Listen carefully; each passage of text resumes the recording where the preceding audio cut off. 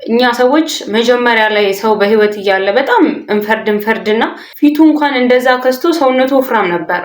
10 ኪሎ ቀነስኩ ያለው ላይ ምን ያህል ሁሉም ሰው በየቤቱ ይሞታል። አርቲስት ሲሞት ግን በህክምና ስተት። ሰላም እንዴት ናችሁ የቻናሌ ቤተሰቦች? ያው ሰማይን በለው በዚህ ሳምንት ማረፉን ተከትሎ እጅግ በጣም ብዙ ቲክቶክ ላይም ዩቲዩብ ላይም ዜናዎች እያየሁ ነበርና ምን ተረዳሁኝ?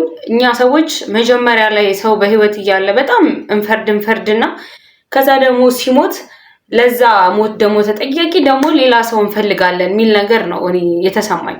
ምክንያቱም ይሄ ሰው በጤናው እያለ ለገና ምናምን አምለሰት ጋር ቀርቦ ነበርና በውፍረቱ በጣም ሰዎች እንደሚሳለቁበት በጣም ብዙ ሙድ እንደሚያዝበት እና ግን እሱ ኢቭን ከባለቤቱ ጋር አንድ እንጀራ እንኳን ጨርሶ እንደማይበላ በምግብ ምክንያት የመጣ እንዳልሆነ ከዛም ግን ጤናው ሙሉ በሙሉ ጤናማ እንደሆነና ግን ውፍረቱ በምን እንደሆነ እንኳን እንደማያውቅ ምግብ ብዙ እንደማይበላ ሲናገር ነበር። በጣም ብዙ ሚሞች የተሰሩበት ነበር። አንድነት ውስጥ ነው ያለው ለሱ ነው እንዴ ምናምን እየተባለ በጣም ብዙ ነገር እየደረሰው ነበር። ስለዚህ ሰው በጣም ስትረስ ውስጥ ገብቶ ነው ሰውነቱን ለመቀነስ ሲሞክር የነበረው። ለዛም ነው 10 ኪሎ በ7 ሳምንት ቀነስኩ ብሎ ቪዲዮ ሁሉ ሰርቶ የነበረው። ምክንያቱም ውፍረቱ እጅግ በጣም ምቾት ነስቶት ነበረ። የሶሻል ሚዲያውም እንትን ምቾት አልሰጠውም ነበር ማለት ነው። እና ይሄን ሳይ ምን ተረዳሁኝ? በህይወት እያሉ በጣም ብዙ ሰዎች ላይ ሙድ እንይዛለን፣ እንሰርባቸዋለን፣ ቡሊ እናረጋለን ምናምን። ከዛ ግን ሲሞቱ ደግሞ መልሰን ለዛ ሞት ተጠያቂ እንፈልጋለን። ይሄ ሰው ውፍረቱን መቀነስ ይፈልግ ነበረ። በውፍረቱ ምክንያት በጣም ብዙ ጀጅ እየተደረገ ነበር፣ ሙድ እየተያዘበት ነበረ። ምቾት እንዳይሰጠው እንዲጨነቅ አድርገነዋል። ፊቱ እንኳን እንደዛ ከስቶ ሰውነቱ ወፍራም ነበረ። 10 ኪሎ ቀነስኩ ያለው ላይ ምን ያህል ተጨንቆ ነው ይሄ ሰው በ7 ሳምንት 10 ኪሎ ቀነስኩኝ እና አበረታቱኝ ምናምን ብሎ ቪዲዮ እስኪሰራ ድረስ ያደረሰው የሰው ኮሜንትና የሰው የሚመሮች እንትን በጣም ምቾት ነስቶ ስለነበረ ነው።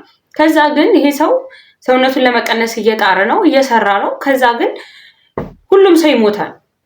ምንድነው ልላችሁ የፈለኩት? ሁሉም ሰው አሁን በጣም ብዙ አርቲስቶች ሞተዋል አይደለ? በጣም ብዙ አርቲስቶች ሲሞቱ ግን ሁሌም በህክምና ስተት እንደሆነ የሆነ ነገር ተፈጥሮ እንደሆነ ነው።